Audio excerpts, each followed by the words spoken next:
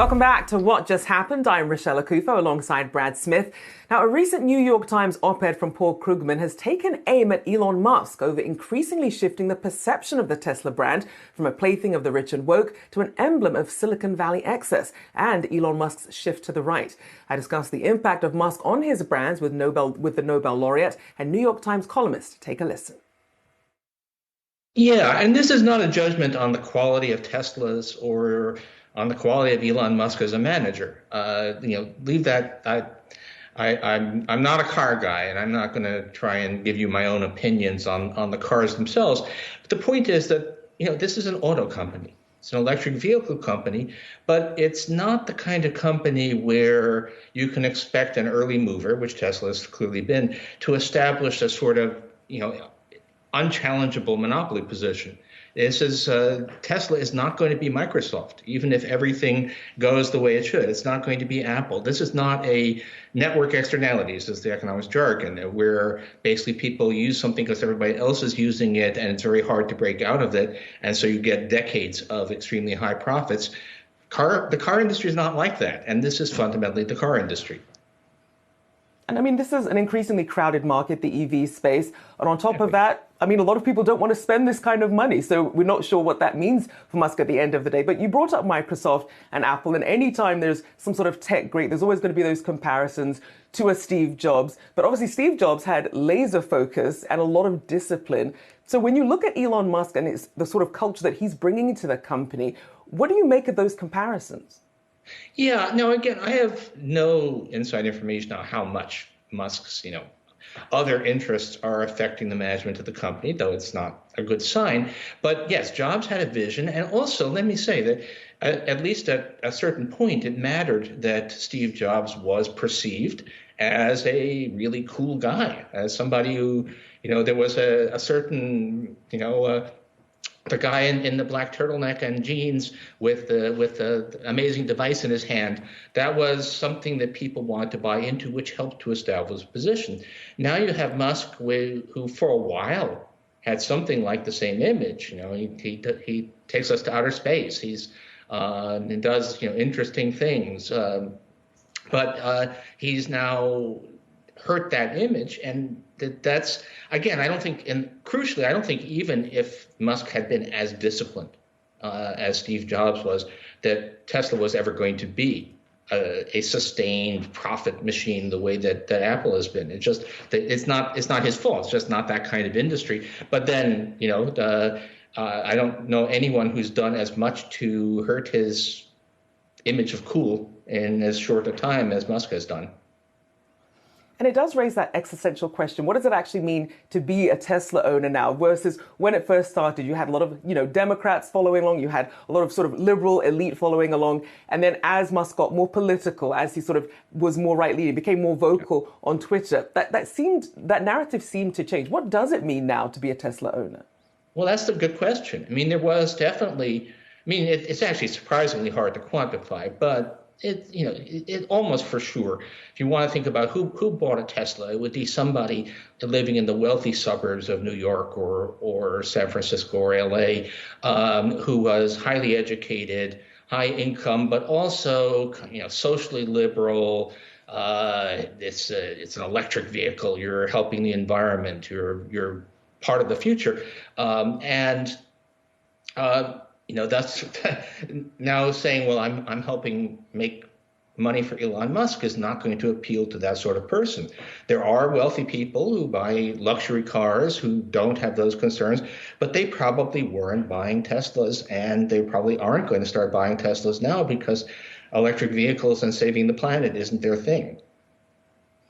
And especially now, perhaps when people look at a Tesla, they don't necessarily think that anymore. It is very hard to separate the man from the brand, especially as he has become more vocal. I do want to ask about your comments. You've said that we're living in an era of petulant oligarchs. You've called Musk an insecure billionaire. Does it really matter at the end of the day for his brand?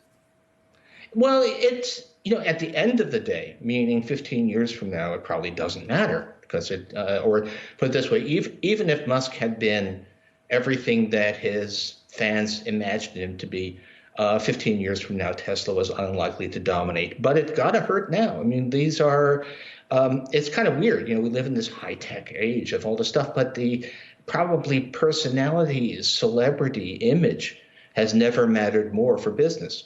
I don't think that anybody who was buying a Chevrolet during the hegemony of General Motors thought much about what kind of a person Alfred Sloan was, and even Henry Ford was a character too. But still, the point is that we live, and now maybe it's because we're a rich country and we're talking about semi-luxury goods, so the image of the figurehead for the company matters quite a lot. And boy, Musk is not doing his business any favors. I mean, and certainly when you look at some of the tweets, some of his reactions to criticism, sometimes, it's great to get that direct reaction from a CEO, because sometimes if a story comes out, he's quick to correct it or add some nuance to it. But then some of the responses have ranged from sort of immature to spiteful as well.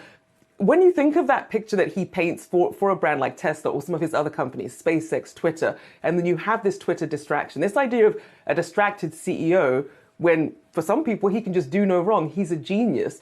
What lens should we be viewing Elon Musk through? Well, I mean, it's got to be a bad thing. I mean, to a certain extent, for him to be highly visible was a good thing for the business. And look, there are two kinds of people who send me hysterical hate mail. And usually it's not strictly political. There's crypto types and there's Tesla fans, Elon Musk fans. Certainly having that fan base was in some ways a good thing, but it clearly can turn into a liability. And I have to say, I don't really understand it. I mean, if I had that much money, I really wouldn't much care what other people thought of me. I wouldn't be responding to random. Well, I personally, if I responded to every random nasty thing somebody said on Twitter, I would have negative 30 hours in the day. And it's really amazing. But in any case, it's not a good sign. All the signals are exactly what you don't want to see in somebody who should be, like you said, laser focused on building this business. And so then when you look at some of this really core sort of diehard fans that support Musk, that doesn't necessarily mean that they're the ones buying his product. So if you could give him a message as to who he should really be listening to at this point, because it does seem that he is revealing more of himself with every single tweet and every single reaction. Yeah, well, the trouble is I'm not sure that there's useful advice to give. It would be one thing if he were acting out of character and you could say, go back to the guy you were. This is probably who he always was. And what happened is that he got himself, wealth, and then the purchase of Twitter empowered him to sort of reveal more of his true self. And it's very hard to go back on that. I mean, I suppose it would, if he were to actually go quiet about QAnon-ish stuff for a year, people might forget about it. But this is, it is amazing. I mean, I've never, and he isn't the first super rich head of a highly innovative company to kind of go off the deep end. Henry Ford promoted the Protocols of the Elders of Zion. He was a crazy conspiracy-minded anti-Semite, but they were different times, and it probably didn't matter as much, and now it does matter. Well, that was Nobel laureate, New York Times columnist, and distinguished professor of economics at City University of New York, Paul Krugman there. Obviously, some very interesting comments from Krugman there, Brad. He did raise a good point about the sort of cult of personality, because how many of us think of, when we buy a jacket or something, about how the CEO's tweets or their feelings about things affect our ability to buy it? But Musk is he's a very different CEO, and people have a very visceral reaction to him. And here's the thing, for a lot of time, especially given what he's kind of brought into the broader fold in the industry in automotive landscape, is this idea of how an electric vehicle can be sexy. I mean, just look at all of the different names that he tosses on his vehicle. It's the S, it's the 3, and you turn the 3 backwards, what do you got an E? He's got the X and the Y. And so all of that, he's tried to make it more sexy to have an electric vehicle. He started at the very kind of luxurious end of the market there, and then for how different he's been as a CEO, I think investors very much gravitated towards the stock in some cases because they saw the value attribution to having Elon Musk as a CEO. You had a CEO and a chief marketing officer all packaged up into one. And so with how he had been valued for many years and how he continues to be a major factor within Tesla, that is going to be a lingering question mark when you do have some of the succession planning that is necessary to take place for a company as large as Tesla as well. And so that perhaps something that investors will be paying close attention to in the future. But for as of right now, no clear indication of who that next person would be.